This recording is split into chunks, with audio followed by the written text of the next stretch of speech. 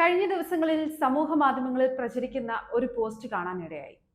ഇന്ത്യയുടെ പ്രതിപക്ഷ നേതാവ് രാഹുൽ ഗാന്ധി രണ്ടു മക്കളുടെ അച്ഛനാണെന്ന ആരോപണം ഉന്നയിച്ച് ദ ബീറ്റ്സ് മാഗസിന്റെ ലേഖനം അപ്പാടെ ഏറ്റെടുത്ത തരത്തിലാണ് പോസ്റ്റുകളെല്ലാം. ഇത് കേൾക്കേണ്ട താമസം രാഹുൽ ഗാന്ധിക്കെതിരെ എന്തെങ്കിലുമൊക്കെ വീണ് കിട്ടാൻ നോക്കിയിരിക്കുന്ന BJP അനുകൂല മാധ്യമങ്ങളും മറ്റും ഈ വ്യാജ വാർത്ത യാതൊരുവിധ ഫാക്ട് ചെക്കിംഗ് നടത്താതെ അതേപടി പുറത്തുവിട്ടിരിക്കുകയാണ്.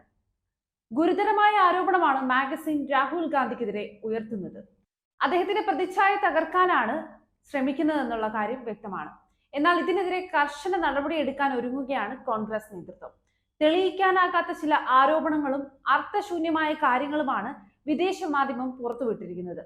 ചില ഫോട്ടോകളും ഇപ്പോൾ പുറത്തുവിട്ടിരിക്കുകയാണ്. കഴിഞ്ഞ ദിവസം രാഹുൽ ഗാന്ധിയുടെ പൗരത്വം റദ്ദാക്കാൻ ആഭ്യന്തര മന്ത്രാലയത്തിന് നിർദ്ദേശം നൽകണമെന്നാവശ്യപ്പെട്ടുകൊണ്ട് BJP നേതാവ് ഹൈക്കോടതിയെ സമീപിച്ചിരുന്നു. രാഹുൽ ഗാന്ധി ബ്രിട്ടീഷുകാരനാണെന്നാണ് പ്രമുഖ BJP നേതാവിന്റെ ആരോപണം. 10 വർഷങ്ങൾക്ക് ശേഷമാണ് ഇന്ത്യക്ക് ഒരു പ്രതിപക്ഷ നേതാവ് ഉണ്ടാകുന്നത്.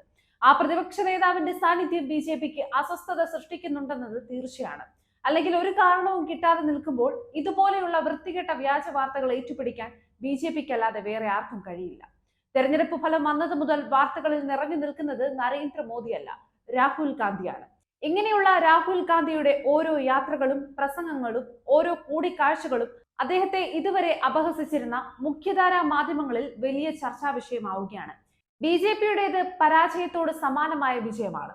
ഇന്ത്യ മുന്നണിയുടേത് വിജയത്തോട് സമാനമായ പരാജയമായുമാണ് ഇപ്പോൾ വിലയിരുത്തപ്പെടുന്നത്.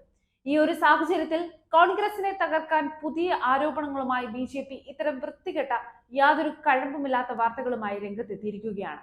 വെറും ഫോട്ടോസ് മാത്രം കാട്ടി നിങ്ങൾ ആരെയാണ് തെറ്റിദ്ധരിപ്പിക്കാൻ നോക്കുന്നത്?